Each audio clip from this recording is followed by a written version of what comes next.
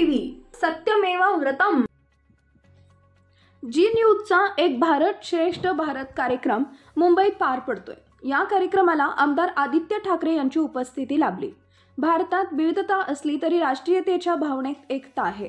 राज्य आणि केंद्रामधील विविध विषयांवरील संवाद वाढवणं हा एक भारत श्रेष्ठ भारत या कार्यक्रमाचा उद्देश आहे। जी न्यूजच्या कार्यक्रमाला राजधानी दिल्लीतून सुरुवात झाली, त्यानंतर आता देशाची राजधानी मुंबईत हा कार्यक्रम होतोय। या मंचावरून राजकीय, सांस्कृतिक आणि आर्थिक अशा विविध विषयांवर चर्चा होतीये। काय करायचं हे मतदाराला माहीत असतं। मुंबई, ठाणे, रत्नागिरी, सिंधुदुर्गचे आमचे मतदार आहेत। सिनेट निवडणुकीप्रमाणे विधानसभा देखील जिंकू असं आदित्य ठाकरे म्हणाले। महाराष्ट्र देशातील दुसरे सर्वात मोठं राज्य आहे। या राज्याला गेल्या काही वर्षात मागे खेचलं गेलंय। राजकीय स्थैर्य आल्यावर इंडस्ट्री येथील जातीय सलोख निर्माण होईल, शेतकऱ्यांना फायदा होईल, पण यासाठी राजकीय सलोखा असणं आवश्यक आहे। जी कामं सुरू होती ती थांबवण्याचा प्रयत्न केल्याची टीका फडणवीस यांनी केली होती। यावर आदित्य ठाकरे यांनी प्रतिक्रिया दिली आहे। खोटं बोलण्यात फडणवीस खूप पुढे गेले। मेट्रोच्या 3च्या कामाला आम्ही थांबवलं नाही तर चालना दिली, पण आरे कारशेडचं काम थांबवलं आणि कांजूर मार्गला नेलं। आरे कारशेडचं काम 6 महिन्याचं होतं। आम्ही कोविड काळातही मेट्रोचं काम थांबवलं नव्हतं। आता मेट्रो कामात भ्रष्टाचार झालाय अशी टीका त्यांनी केली।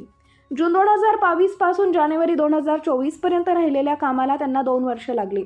कोस्टल रोड पार्ट पोर्टमध्ये सुरू झालाय। राष्ट्रीय महामार्गाची अवस्था पहा।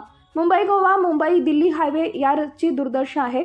तर गडकरी म्हणत असतात, इतक्या कमी कालावधीत रास्ता केला, प्रत्येक अधिकाऱ्यानं यातून पैसा काढल्याचं ते म्हणाले। लोकांच्या मनात फार स्पष्ट आहे। काही ठिकाणी चिन्हांमुळे थोडी गडबड झाली, पण महाराष्ट्राचा विश्वास उद्धव बाळासाहेब ठाकरेंवर आहे। महाराष्ट्रानं स्पष्ट निकाल दिलाय। कोणत्याही देशाच्या कोणत्याही नागरिकांना मला मत दिलं तर भाजपच्या पोटात का दुखतं? कोणाच्या माथ्यावर लिहिलेलं नसतं की तो कोणता मतदार आहे। बांगलादेशमध्ये हिंदूंवर अत्याचार होत आहेत आणि वादविवाद भारतात होत आहेत। त्याच बांगलादेशासोबत यांची BCCI यांच्यासोबत क्रिकेट खेळतीये। हीच गोष्ट काँग्रेसनं केली असती तर भाजप रस्त्यावर उतरली असती। हिंदू, मुस्लिम, शीख, ईसाई कुणीही आम्हाला मत देतील, त्यांनी भारतीय म्हणून मत देतील असं ते म्हणाले। आज मुंबईत साऱ्या धर्माची एकजूट सरकारला तोडायची आहे। धारावी आज लढतीये ती अदानींविरोधात लढतीये। धारावी आपल्या न्यायासाठी लढतीये, तिथे कोणता धर्म नाही। ही लढाई कमजोर करण्यासाठी सारे खेळ चाललेत। आपल्या देशाचा जो नागरिक असेल त्याला निवारा द्या, अन्न द्या, आपलं हिंदुत्व द्या। भाजपचं हिंदुत्व नकली आहे। संविधान बदलण्याची भाषा भाजपकडून आली आहे। संविधानाप्रती त्यांचा द्वेष जाहीर आहे हे नेरेटिव्ह नव्हते। आजचे दिन सारखी टॅगलाईन नाही। महाराष्ट्रात लोकशाही संपतीये, आमदार पळून गेले। संविधानाने चालले असते तर आमदार बाद झाले असते। आमच्याबद्दल तुमच्या मनात राग असणं आवश्यक आहे। उद्धव ठाकरेंना संपवा असं म्हणतात, हा राग तुमच्याकडे कुठून आला असा प्रश्न त्यांनी विचारला। लाडकी बहीण योजना गेम चेंजर। सर्वात आधी या योजनेचं नाव रंग ठरवा। भाजप शिंदे जादूगार आहेत। सुरुवातीला 15 लाख देणार बोलले, आता 1500 वर आले। काही दिवसांनी 15 रुपये देण्यावर येतील असं ते म्हणाले। लाडकी बहीण सोबत सुरक्षित बहीण योजना आम्ही आणू। सरकारचा दुटप्पीपणा आता समोर आलाय।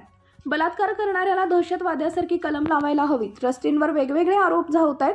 कोणाला वाचवण्यासाठी मारलं गेलाय का? सारे इच्छुक उमेदवार मातोश्रीवर येत आहेत। घरी खूप गर्दी आहे। मला बनायचंय असं म्हणत राहतो तो कधी मुख्यमंत्री बनत नाही। जो महाराष्ट्राला सक्षम बनवेल असा मुख्यमंत्री हवाय असं ठाकरे म्हणाले।